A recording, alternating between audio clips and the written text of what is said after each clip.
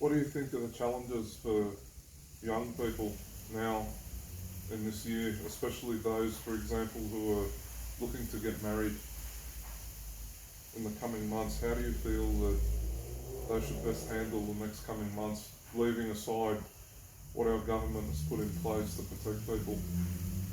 I think they just have to be prepared to be very spiritual about this.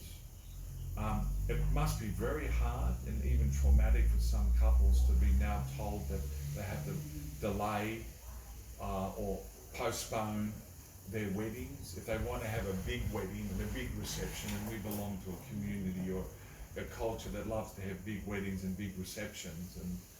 And the idea of having just 5 people at a wedding is staggering, because where do you fit the parents in? I mean, you got a presiding, priest or etc. The presider. You got the marrying couple. That's 3. You got 2 left. It's just the witnesses. Well, if both witnesses are a parent, then you got still 2 parents in general missing out. So it's very painful. Now, if you're so inclined that you want to continue with your marriage in those circumstances, so be it, and God bless you. You're within your rights to do that. And you probably afterwards will plan some type of big reception down in a dateline somewhere else.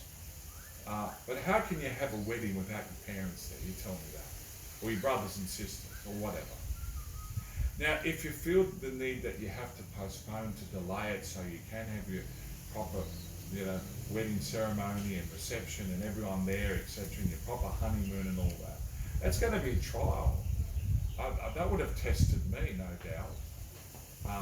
It'll be rather a source of great anxiety and upsetness for people. Some people are probably angry. It's a time for us to probably get into a higher spiritual gear, which isn't going to be easy at first. A one of resignation, acceptance. Somehow see this as in the bigger picture of God's plan for your life and your marriage. Take what good can come out of this delay. Offer it up to God, the extra time you're waiting, the extra sacrifice for your future marriage. You just have to embrace it spiritually. I mean, marriage life is a long time. You don't see that when you're young and you want to get married soon, and to wait another 1, 2, 3, even 6 months will probably be like eternity for some of these couples. But marriage is very long. Well, hopefully it's very long. It's meant to be very long. It's meant to be lifelong. So you're not going to be missing out permanently. I think that's it. Yeah, spiritual attitude must be paramount, where you just embrace it and accept that it's God's will, and put into place your alternative plans. Robert, thank you very much for your time today. I appreciate you giving us your time and your thoughts on the content that we've discussed today. Do you have any closing remarks? Well, I'm always worried about where we're heading as a society, as a culture. I'm very worried about young people, younger generations, and their faith, because more and more it's diminishing. I don't know if I've given you this stat before, but I know from our surveys of students in Catholic schools that are in the Archdiocese of Sydney, and this will be representative of Catholic schools and government schools and non-Catholic religious schools probably across Australia and the world. We're seeing in year 7, we're seeing 11 and 12-year-olds, where 13% of them either don't know whether God exists or don't believe he exists. That's 13%. All right, they're agnostic or atheist. And by our same surveys, and these are very large samples, the largest I know in the world. Each survey every 2 years is 17,000 students on average. We're seeing that these same year 7 students, by the time they get to year 11, 33% of them don't know whether God exists or don't believe that he exists.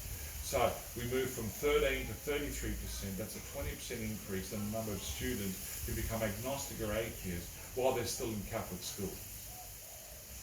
That's a huge challenge to our schools, for our schools, huge challenge for our families, huge challenge for our parishes. I don't know if we're meeting that challenge. But it's broader than that. Across the world, all young people in general, faith is dying. Where faith dies, that makes those with faith more vulnerable in the future. What type of society will we have when the predominant powers are people without faith? Where will our freedoms be to practice our religion be? What we're seeing now with the coronavirus and the shutting down of churches and our non-access to the sacraments and etc., etc. It's not a religious persecution. But we've now got the mechanisms in place where we could shut down churches and access the sacraments if we wanted to, if there was a religious persecution. And if our future leaders, coming from current generations, are not religious, have a disdain for religion, are anti-religious, then heaven help us in those days. Anyway, God lives, you always live, there's always hope. Keep praying. Thank you very much.